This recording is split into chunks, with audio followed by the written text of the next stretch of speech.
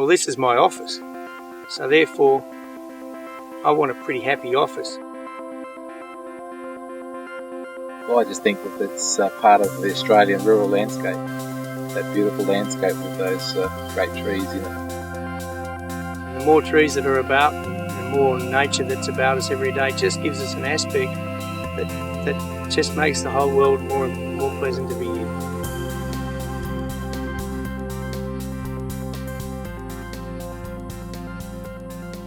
Paddock trees, the essence of rural Australia, scattered through the farming landscape, elders bearing witness to the passing of time.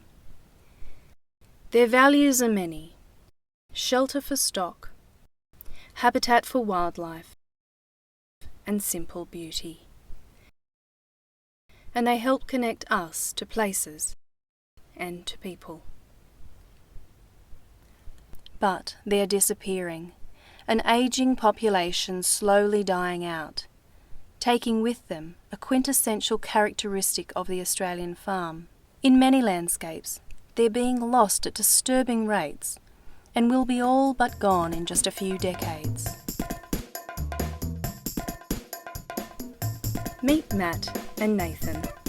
They've been charged with the task of making a film about the plight of paddock trees and why nurturing future generations of them is so important. But we'll catch up with those guys later. Out near Tarcutta, Liz Mccallum has already been busy transforming her property, reversing the decline in paddock trees. When we first came here in 1987, one of the reasons that we liked it so much was that it was reasonably well treed. After having had a cyclone, we needed to do something about replacing trees, because some of the trees that were taken in the cyclone would have been at least 100 years old.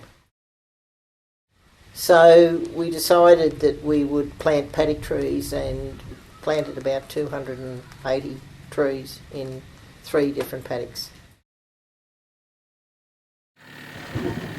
So it's not easy to get the trees to grow in, individually like this, but it's quite surprising how well a lot of them have gone.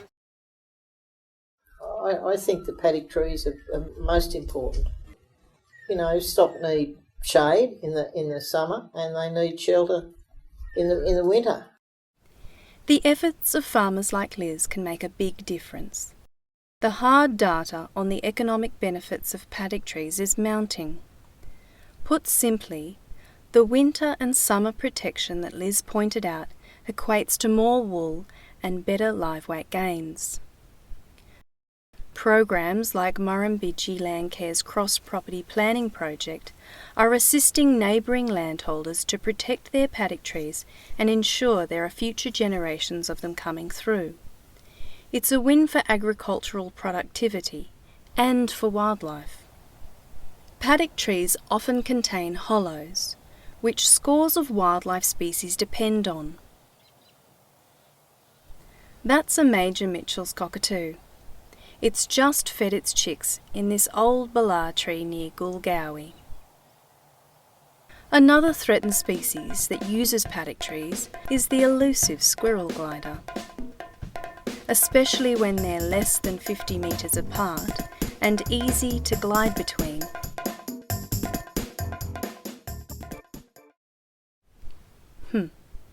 Perhaps it's best we just get on with the film. Gliders, possums, small birds, lizards and microbats all benefit from the protection of paddock trees. In turn, they offer their own benefits. Together they can devour huge numbers of insects, which helps keep the trees, pastures and crops healthy. They're nature's free pest controllers, rarely recognised for their contribution to a productive, profitable farm. If you have lots of paddock trees and other good habitats on your farm, then you can rest assured knowing that every year tons upon tons of insects are being eaten. At the same time, you'll be supporting wildlife species that are crucial in offering pollination and other essential services.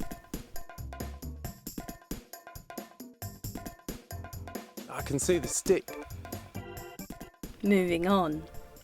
Another significant wildlife species that can be rare and hard to find, but also uses paddock trees, is the threatened superb parrot. It is benefiting from the work farmers are doing to address the disappearance of paddock trees and restore habitat. My name's Caroline Hermes, this is my husband Ashley Hermes, and we run sheep and cattle here, a bit of cropping on our property of just over 2,000 acres. We love seeing birds, and there's every winter superb parrots come here to nest. There's a hollow, we watched a bird looking, bringing a mate back, going in, having another look around, so we hope that that was a successful nesting.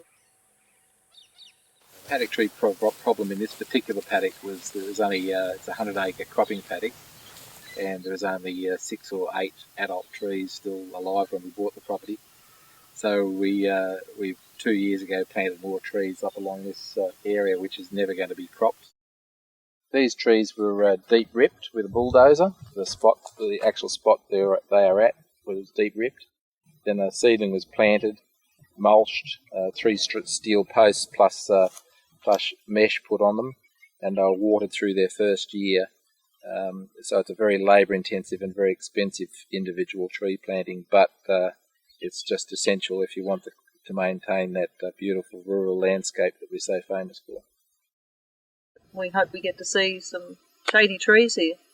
We hope we live that long. One of my pet hates is where there are bigger farms and they might heap sticks and things up against a tree, and then they burn their stubble, and the stubble catches fire to all the sticks that they've just collected, and they burn beautiful old specimen trees, and that's one of my pet hates. Stubble burning is often a big contributor to the incremental loss of paddock trees over time. Fire breaks and stubble retention can help avoid this. Cropping too close is also bad news, but that can be easily avoided too. Addressing other key threats like spray drift and fertiliser application near trees are all positive actions that can be taken to reverse the decline. With so many threats, it's little wonder so many paddock trees are sick and suffering from dieback. And they're often lonely too. Their isolation was framed humorously by a recent NSW Landcare campaign.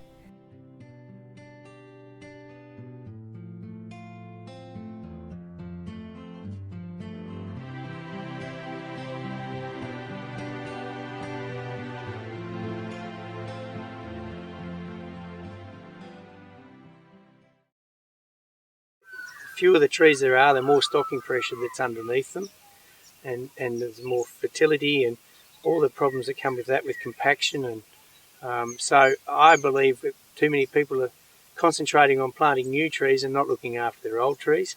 We're trying to do both, and the paddock trees themselves, there's ways around just protecting them from direct access from stock and from applications from boom sprays when they're not meant to be there, not putting fertiliser too close, not cropping too close to the trunks. All those sorts of things need to be worked on. I personally feel it's important that we fence some of them off and look after them, and also regenerate, and it's going to take hundreds of years to get that habitat back.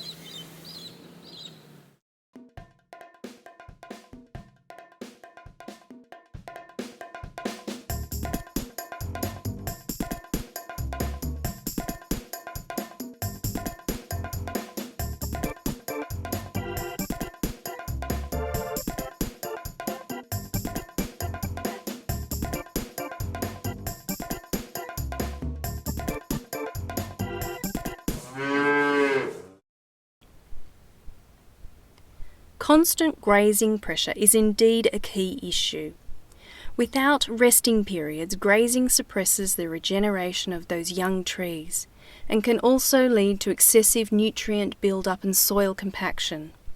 The old trees become the living dead, with no certain future.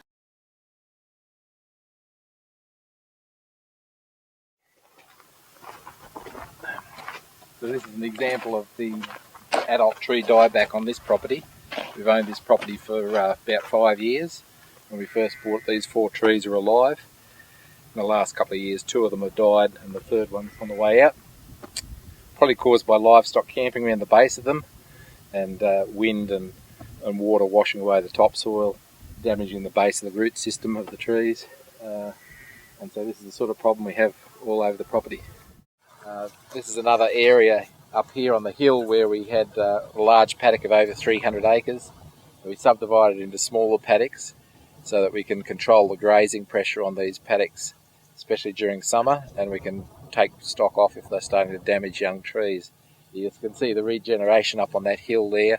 It's all just come up naturally, and we're hoping to improve the number of adult trees into the future. With the right grazing regime, paddock trees have enormous potential.